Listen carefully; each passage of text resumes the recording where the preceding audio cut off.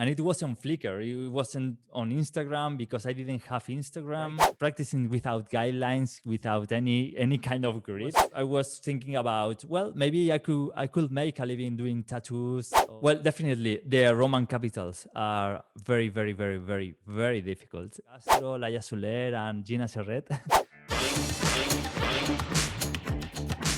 Yeah, it was also the logic behind the contrast and also the brush strokes. And when this basic rule in when you are working with a brush, when you go down, you press the brush and it's thick, and then when you go up, you release the pressure, and then the stroke is thin. This kind of things, I think I was some kind of doing instinctively in an instinct, but I discovered that the logic behind that, and yeah, and to keep spacing well, to take care about the rhythm in the writing, and also when doing expressive work, to do it carefully when you start to do calligraphy, and then when you I mean also the main thing I learned is to learn first the basis and the more formal way of writing.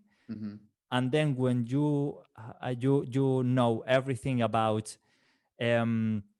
formal calligraphy, then you can start to play and you can start to break the rules. So I think that's the main thing I learned. It's because of the graffiti, because in graffiti you do your own thing, and going to calligraphy you want to do your own thing, but you have to have the base, right?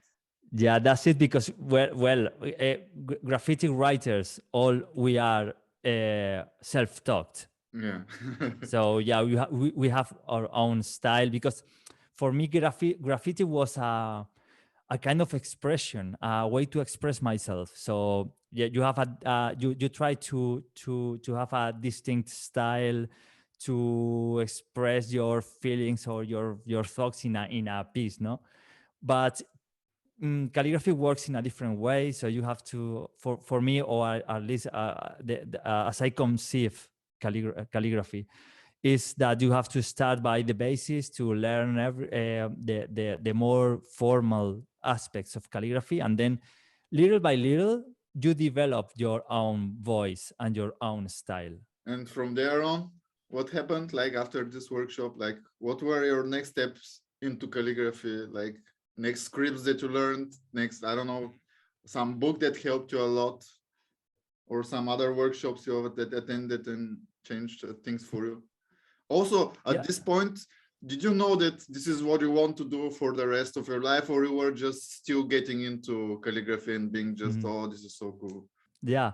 So at that time, I had a graphic design studio with two partners, and then I was doing calligraphy just for myself. I was doing calligraphy during my free time, at weekends, at night. But since that workshop, I take it very seriously, and it was like a kind of the fire that burned everything, and it started everything for me, and then it became a kind of obsession for me. I mean, I became crazy, addicted to calligraphy, addicted to practicing calligraphy. So yeah, for me, it wasn't just a hobby. I think that I was, it was like a way to disconnect from work. So to evade myself, to spend my free time doing calligraphy, and that's it.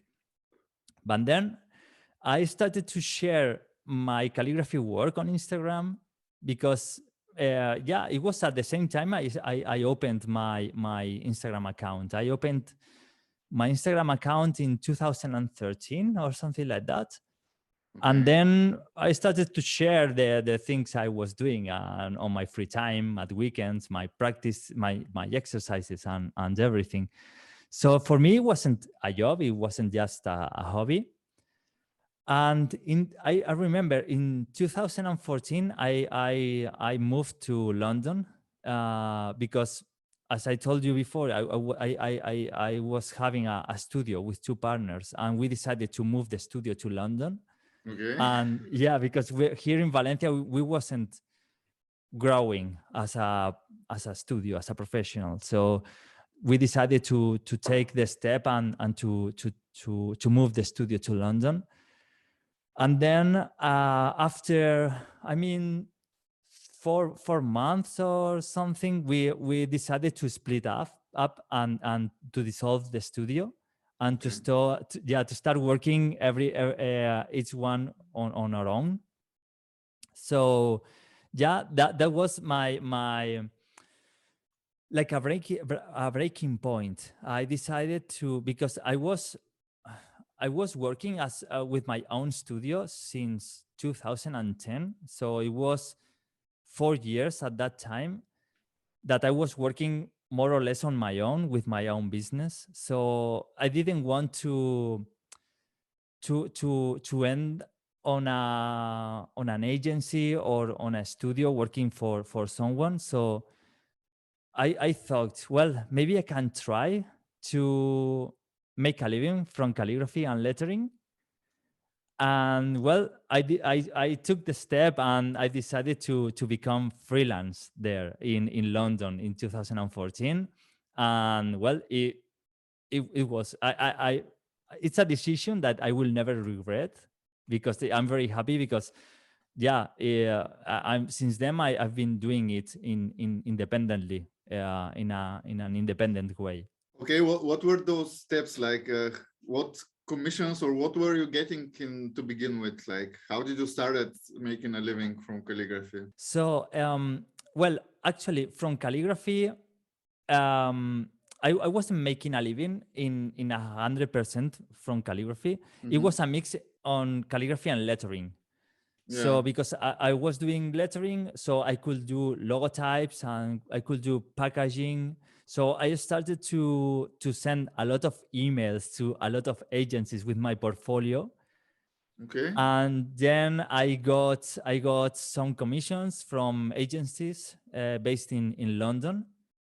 About that, I was doing wine labels, whiskey labels, logotypes, and yeah, and I started on that way, mixing calligraphy and lettering, or just calligraphy. But yeah, But on